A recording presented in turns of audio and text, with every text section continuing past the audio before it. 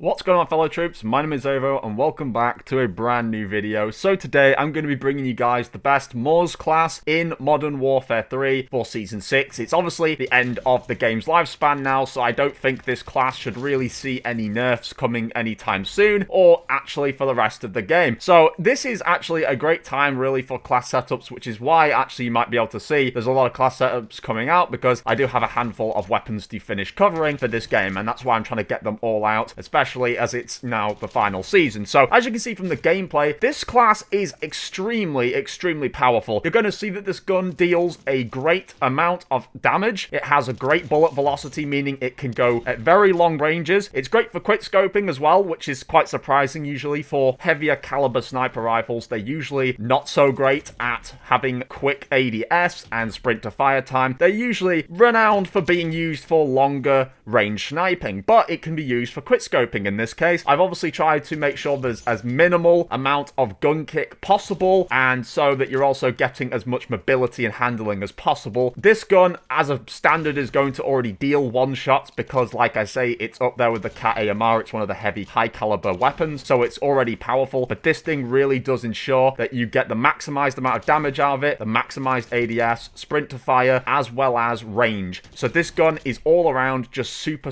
powerful, and it's an absolutely amazing sniper rifle to use right now in Modern Warfare 3. Actually, you want to stay through to the entire video because not only are the attachments really good, but I've also given over the entire class setup other additional things that help this weapon improve in areas where it can't exactly do anything else with the attachment. So stuff that can be improved or worked on are fixed over the overall class setup. But yeah, that's all the rambling out of the way. Hopefully the gameplay has shown enough, and with that being said, now let's get to the class setup. So as you can see, for a change, we are running some Borealis. Fun fact, I was actually running this sniper in zombies for a good hour or so before this video, just so I could get some Borealis for this video, because I'm sick of all my DLC weapons having just Interstellar. I'm obviously working on trying to get the Borealis camo on every weapon, so I thought it'd make a nice change for today's video. But as you can see, for the vest, we are running infantry vest. It's the standard. This is going to allow us to have increased tac sprint duration, and it reduces the refresh time in between that, which is obviously very important. I was actually contemplating between this and using the Ninja vest, because Ninja vest, you know, eliminates footstep sounds and all that good stuff. But, you know, at the end of the day, I don't think we really need it. Footsteps aren't super important anymore. No one's really maximizing out using like silenced footsteps anymore. Like, that's not really meta anymore. I'm pretty sure they did a huge amount of nerfs to the boots, the covert sneakers, I believe, whichever one it is. I think it's the covert sneakers, the boots that get rid of footsteps. They did a bunch of nerfs to that because they knew everyone was using it over the other boots. So realistically, this is only going to help in that regard, maybe, but then immunity to movement reduction effects, you're not going to need that because we've got the tap mask. So I figured overall it's more important that we have maximized mobility because we're using a heavier weapon. For the tactical, I'm just using stim and then a sticky grenade. Obviously some text for the lethal. I'm just leaving the field upgrade as the dead silence. For gloves, this is actually very important. We have the marksman gloves because this is going to reduce the sway and flinch while ADS. Now sometimes you're going to happen to be hard scoping, you know, maybe going for some further range kills, and that will mean you're going to be in ADS quite a lot, and you don't want to have all this aim idle sway where it's going all over the place. Obviously that's still going to happen regardless because it's a sniper rifle. You will have to hold your breath so that you get more precise shots at longer range, but we want to reduce it as much as possible, and we do want to get rid of that flinch because, again, this gun is a heavy caliber, so when it's firing back there is quite a lot of flinch. So marksman glove is going to help get rid of that, or at least mitigate it. Now for the boots, we've got the stalker boots. This is because it's going to increase our strafe and ADS movement speed. These two things are very important when you're sniping. Again, when it comes to hard scoping, and sometimes whilst you're just in and out of the scope for quite a little bit more time than you'd expect, you will be strafing a lot. Strafing, for anyone who doesn't know, is essentially the act of you kind of moving side to side whilst inside the gun's ADS. So you do that subconsciously quite a lot whilst you're aiming. You do tend to wiggle around just to make sure that you can dodge bullets as much as possible. So this is going to increase the speed that you can do that, and it's going to increase your overall ADS movement speed, so you're not just fixed and locked on one area and it's hard to move the scope quick enough. So that's very important. Another really useful contender to these boots that I often use as well for heavier weapons is tactical pads. So if you really do not care that much about all the strafing and ADS ADS benefits, then you could always go with tactical pads because these increase sliding velocity and allows you to ADS while sliding. So if you're one of those people who likes to just be constantly quick scoping whilst you're sliding and, you know, moving about, then that is very, very good as well. Next, we have the gear. We've got two pieces of gear. So the first piece of gear I'm running is the tac mask, obviously to reduce the strength of enemy flash stun gas grenades, and it gives us, you know, immunity to the shock, EMP, and snapshot grenades. Now, the main thing I'm looking at here is obviously the first half of that, and it's because you're already carrying a heavy weapon. You're already sniping. Sniping, you're already at a disadvantage to everyone else who's using reg weapons. So you do not want to have people stunning you. That's the last thing you want, is to be slowed down even more when you're using a slower weapon compared to reg weapons. So this is obviously very, very important to have on. The second piece of gear we have is, of course, the mag holster. Now, whilst this gun doesn't typically reload that much, it more or less just kind of rechambers. We do want to improve that rechambering speed, and obviously rechambering is all a part of like the reloading, so we do want to have mag holster to improve the reload speeds. But now we're going to get onto the attachments for the MORS. For the first attachment, we have the barrel, and we're running the Crown 50 barrel. Now, this one I've seen some people contend on. Some people are like, oh, you should use this one, and other people are like, oh, you should use the downfall light barrel. Here's why I think you should use the Crown 50. With the downfall light barrel, it's going to affect your bullet velocity and range quite a lot, and they are very important when it comes to longer ranges. Now, obviously, like I say, it's a heavy caliber weapon. It deals really strong one-shot hits regardless, so some people might not see that as important, but it also affects your aim walking steadiness as well. You typically, whilst, you know, hard scoping, you do need some aim walking steadiness, and this is where this is better, because this only takes a slight hit to bullet velocity, but not the range, and also it only adds a little bit of aiming idle sway, which is not always noticeable if you're quick scoping. As well as that, this barrel prioritizes the sprint to fire speed and ADS and movement and hip fire spread, but this one here only prioritizes ADS and doesn't seem to prioritize sprint to fire, and sprint to fire is very slow with the sniper. So I feel like we must prioritize this barrel over the latter, because this one is just much more important. It has much more important qualities on it than the other one does. For the next attachment, we have the laser, and we are running the SL Razorhawk laser light. This is going to, as you can see, add a ton of benefits, which is aim walking steadiness, tac stance spread. So tac stance, you're not going to do it with the sniper, so that doesn't matter, but we're looking at the bottom two mainly. Sprint to fire and ADS are improved by 3 to 2 hits, which is absolutely insane amounts of improvement, and we want as much ADS and sprint to fire improvement as we can possible on a sniper like this. For the next attachment, we have the ammunition, and we're using the HVP anti-material. How the fuck?